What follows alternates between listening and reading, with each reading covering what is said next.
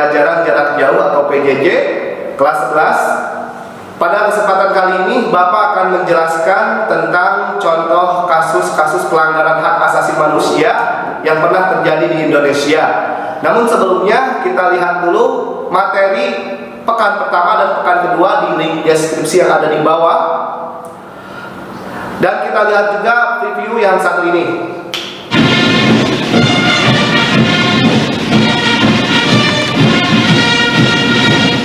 Assalamualaikum warahmatullahi wabarakatuh. Bismillahirrahmanirrahim. Yang pertama adalah hak asasi manusia bersifat hakiki. Artinya, hak asasi manusia sudah ada sejak manusia itu lahir. Namun maka itu waktunya bab sejarah mencatat beberapa kasus pembunuhan yang sampai sekarang belum jelas keadilannya. Namun semoga pada kesempatan kali ini kita akan membahas contoh-contoh kasus yang pernah terjadi di Indonesia. Di antaranya adalah G30 SPKI. Yang kedua adalah kasus Marsina. Yang ketiga adalah kasus Wamena.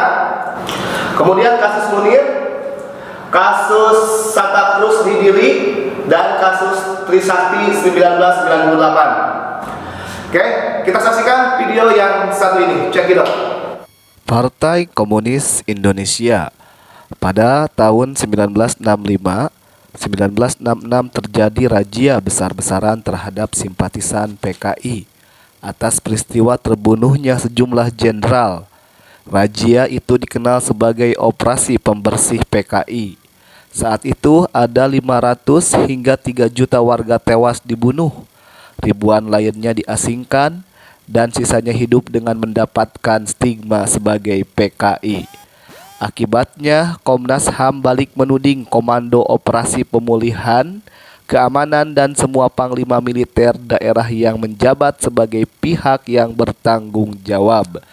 Sayangnya, pada tahun 2013, Kejaksaan mengembalikan berkas ke Komnas HAM dengan alasan data kurang lengkap. Contoh kasus yang kedua, pada 4 April 2003, pukul 01 waktu Papua, sekelompok massa tidak dikenal membobol gudang senjata markas Kodim 1702 Wamena. Penyerangan tersebut menewaskan 2 anggota Kodim, yaitu Letu TNI AD Napitupulu dan prajurit Ruben Kana. Kelompok tersebut juga membawa lari sejumlah senjata dan amunisi.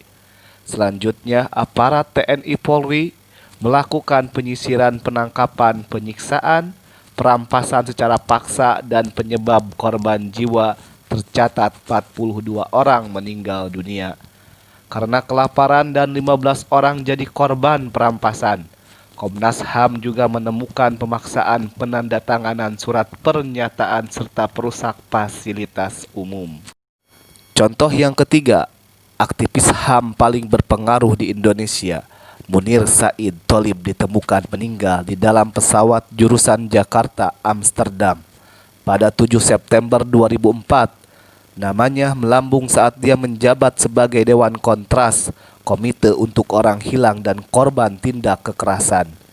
Dia membela para aktivis yang menjadi korban penculikan tim Mawar dari Komando Pasukan Khusus Tentara Nasional Indonesia. Pilot maskapai Garuda, Polikarpus Budihari Prianto, akhirnya dinyatakan bersalah atas kasus ini. Poli divonis 14 tahun penjara karena terbukti berperan sebagai pelaku yang meracuni Munir dalam penerbangan ke Amsterdam. Namun hingga saat ini, para aktivis HAM menganggap kasus ini belum selesai.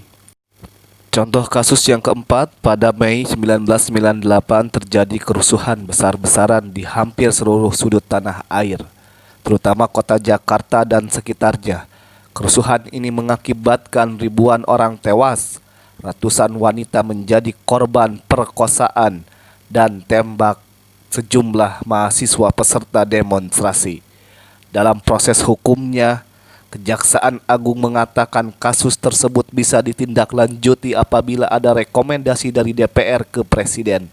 Sampai tahun berganti, Belum juga ada rekomendasi sehingga Kejaksaan Agung mengambil berkas penyelidikan ke Komnas HAM. Namun Kejaksaan Agung kembali mengatakan bahwa kasus ini tidak bisa ditindaklanjuti karena tidak ditemukan pelanggaran HAM berat, sebab kasus penembakan mahasiswa Trisakti sudah diputus oleh pengadilan militer pada tahun 99. Mungkin ini saja yang menjadi contoh kasus-kasus pelanggaran hak asasi manusia di Indonesia. Selebihnya kali kita bisa membaca pada berita-berita yang tentunya dapat kita percaya.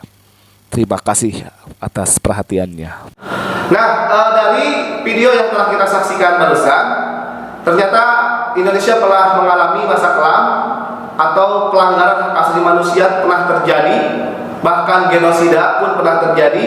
Untuk itu, kita selaku warga negara yang baik selalu terus patuh terhadap aturan yang berlaku dan kawal terus hak asasi manusia.